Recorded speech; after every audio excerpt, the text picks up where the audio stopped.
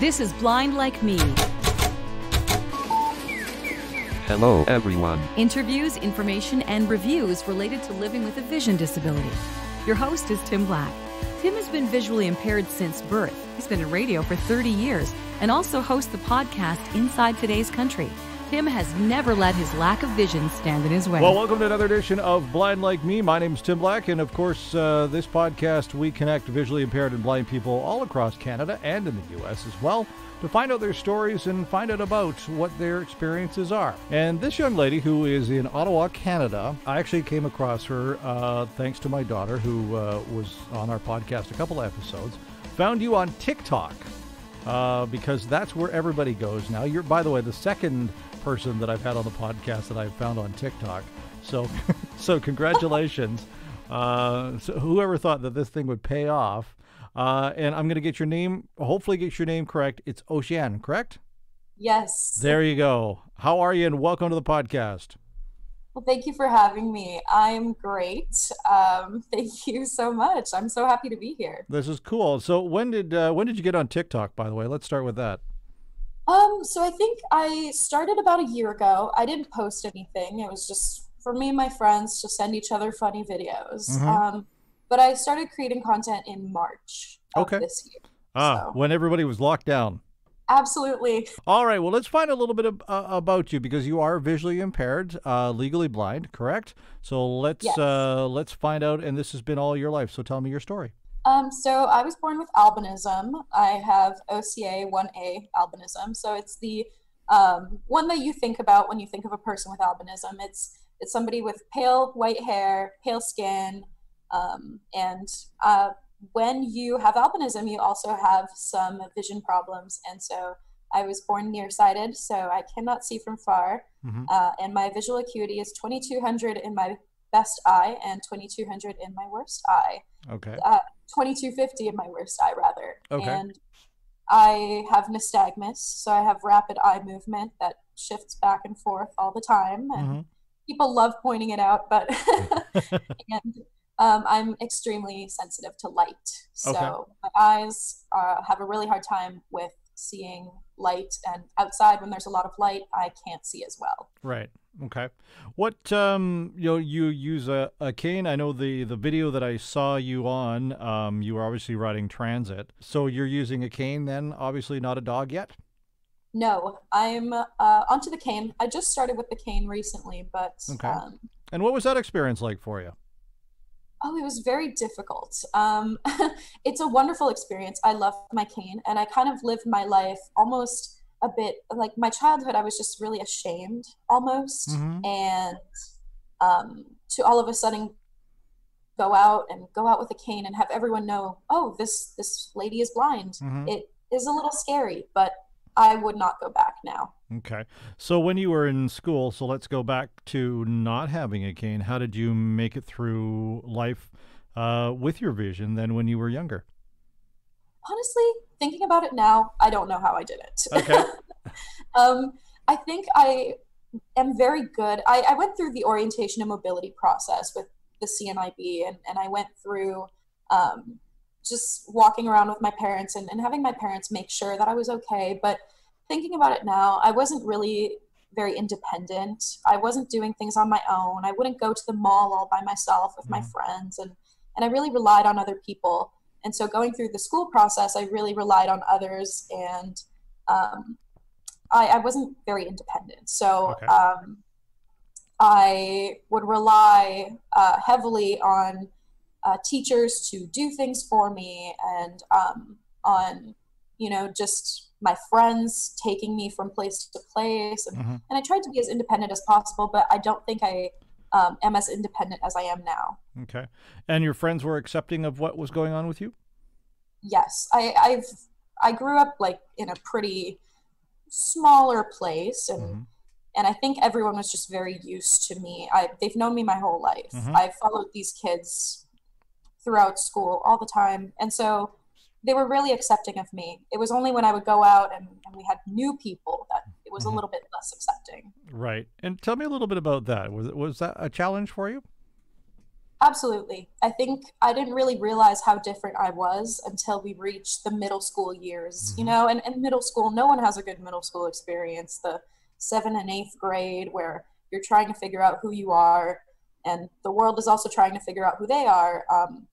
But it was difficult having kids point out and say mean things about you and talk about my eyes and, oh, well, you can't see that. Are you blind or something? And all these comments that just didn't really make me feel good about myself. And I started to wonder, what will my life be like? Who will I be? And then I just fell into this dark, deep hole for a couple years, and I didn't come out of it until I was maybe 18, 19 in university. And what brought you out of the hole? My sister. Honestly, my sister is also visually impaired. Okay. She also has albinism. So, Okay. And my sister called me one day. I was in university, and she had just called me and said, "Hey, I don't want you to tell mom and dad yet, because I'm not ready to tell them, and I don't want you to tell anyone else. But I want to tell you that I am using a cane." And I remember sitting there thinking, "Oh." But canes are for blind people. Okay. And I just had this judgment in my head, and I was just like, well, we're not blind, even though we fully were visually impaired, and it's normal. But I just wasn't, ready for it. And I was kind of just in my own world where people had made fun of me in my childhood, and I didn't want to associate myself with my visual impairment. And so when she told me I'm getting a cane, it really hit me. And she explained to me, well, I can't see depth. So when I go down the stairs, sometimes I miss some steps. And as she was saying these things to me, I started realizing, yeah, I do that too. And I never thought about it that way. And so having my sister to lean on during this time, and having my sister lean on me for emotional support, I think it really helped me come to terms with who I am, come to terms with my vision, and come out the other side. So now that you've got a cane, life is completely different for you. People are obviously recognizing the fact that you are visually impaired. How has that changed your life? I would say there's some good and some bad. I think people have very good intentions, but I think some people just don't know how to react to people who are visually impaired. And some people have a hard time with, well, I'm a little uncomfortable, so I just don't want to associate myself with you. And people want to help, but they just don't know the right way to help. And so I think that's the negative side of it. And I don't think it's intentional, but I think there's just a lot more education that needs to be done for people to be comfortable and for people to be accepting. But for the most part, people are very kind. It's a symbol. It's that says, hey, I'm visually impaired, I need a bit of help. And people are willing to help in ways that, in my childhood, no one really has. Has that changed your outlook a little bit on life and about people as well? Absolutely. I think it has changed my outlook on life. I want to live the most independent life possible now. There were all these things that throughout my entire life I used to say, well, I'm not going to be able to do that. Like sewing, or I used to not be good in gym class, playing badminton with small little birdies that you can't see. And now I just have this attitude that I want to try it all, and I don't care what happens. And even if I can't do it the original way, then I'll do it my way. But in terms of people, I think that my outlook and my attitudes towards different people has changed as well, because it's made me realize the importance of educating other people and the importance of having these discussions around disability. And that's one of the things that I noticed on some of the videos that you've been posting online, is that you really do want to get that message out to educate other people about disabilities. It's an important thing for you. I think it's really important. It's one of those things that people are so uncomfortable talking about. People have these negative perceptions of people with disabilities, or people who are visually impaired even, and I want to change that. I don't think it's a negative thing. I don't think it's the worst thing in the world to happen to someone, because life can be lived, and you can live a fulfilling life with a visual impairment or just with a disability. And I think people are so uncomfortable that it's time to start having these discussions, and it's time to start educating people. It's interesting that you come up with that comment because, I mean, we've been trying to educate people about people with disabilities or visual disabilities for years. And here we are in 2020, and we're still having to educate people about that. And even educate our communities about making things more accessible. I know that you're in Ottawa, which hopefully is a very accessible city for you.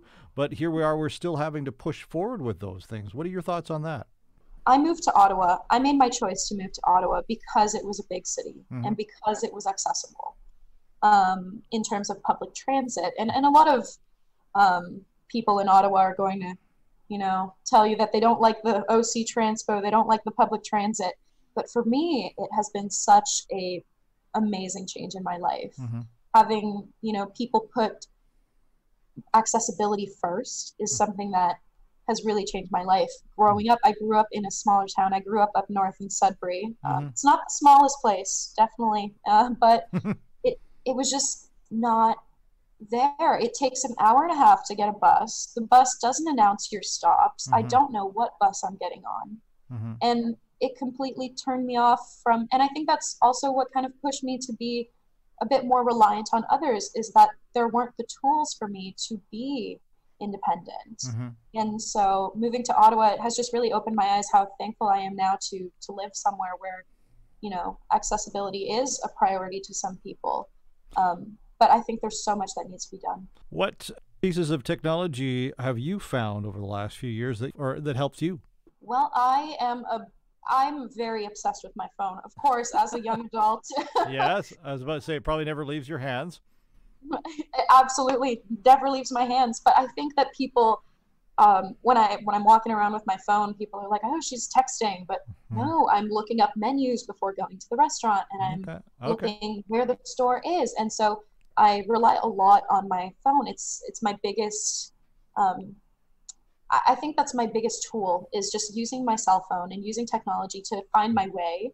So I'm very reliant on my cell phone, and especially my camera. I use my camera a lot to zoom in and to make sure I'm going to the right place and read signs. And I'll just stop in the middle of the road and just take some pictures with my phone. But I don't have any advanced apps or technologies. I just try to make use of what I already have on my phone. Right. There are some great apps out there, and I would be open to trying a lot of them. But right now, it's just been what I have just laying on my phone. Now that you found some new independence with a cane, what fun activities are you doing now that you're doing in your own way?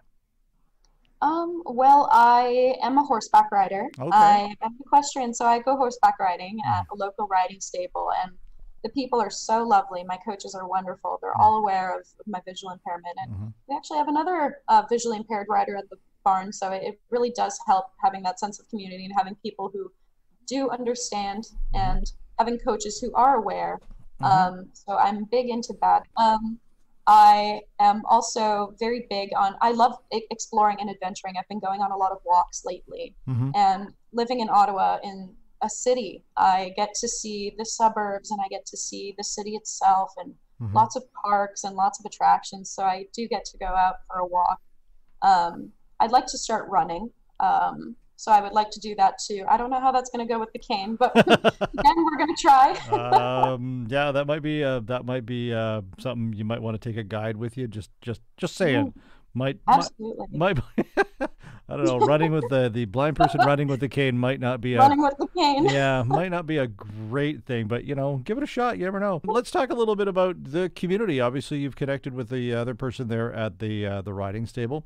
How do you find the visually impaired blind community in the Ottawa area or anywhere else in Canada and the US? Have you connected with others? Recently, I think with my TikTok, I've started to talk to a lot of more visually impaired teens and young adults. I think the teens have started reaching out for life advice. I am a little older. I'm 21, turning 22. So I have gone through the university process. I'm graduating this year, and I've gone through everything that a lot of younger teens are a little bit more afraid to go through. So I think I've been speaking with a bit of younger teens to try and create that connection and make them feel a little bit safer about what's going to happen in the future.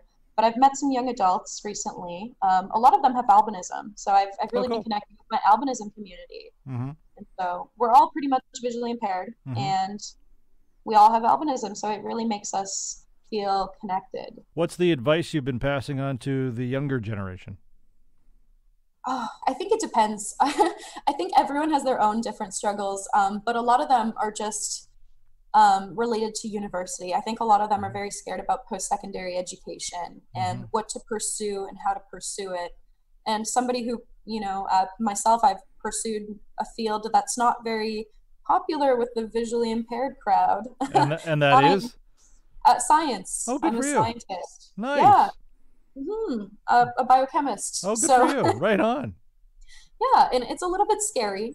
It's not really something, it's very visual, right? So, and you can't make a lot of mistakes. And unfortunately, when you can't see, sometimes you do make a bit of mistakes and it's not the greatest, but there's such potential for everyone to be a scientist and everyone to love science. And I've been talking to a lot of visually impaired youth who have been saying, I want to be a scientist or I want to be an engineer, but I don't know how I'm going to go about it. I've never met anyone who's an engineer and has a visual impairment. I've never met anyone who's a scientist. And why did you pick science, and how have you been getting through it? Well, I started off, I was in high school and we have to make our choice. And I saw this program offered at the University of Ottawa, biopharmaceutical science, and I started learning more about the pharmaceutical industry and I fell in love. I just think it's wonderful. I thought about being a doctor, but it didn't really, seem like the right fit for me. And then hearing about creating pharmaceutical products, I fell in love and I really wanted to do it. And then I got there, I realized I was more in love with the business aspect of pharmaceuticals, which is okay because you still need to have the science to run the company. But I started off and it was a great experience, I would say. I loved what I was doing. And I think I was one of the first visually impaired students in the Faculty of Science, to my knowledge, at least from what I've heard from a lot of people in administration. Right. And they were so willing to accommodate me. They were wonderful and they were great. And they're learning as well. And I'm trying to say, hey, this doesn't work for me, but it might work for someone else later on. Or, hey, you might not know this, but I actually have a hard time with that. And so we've been kind of changing the way that we evaluate coursework and the way that we do practical learning, like labs and hands-on experiments that sometimes I may have a bit of a harder time with. And so they've been so receptive and wonderful, and they've been taking the time to help me along my journey. So how have things changed a little bit for you then? What have they done to accommodate what you need to do?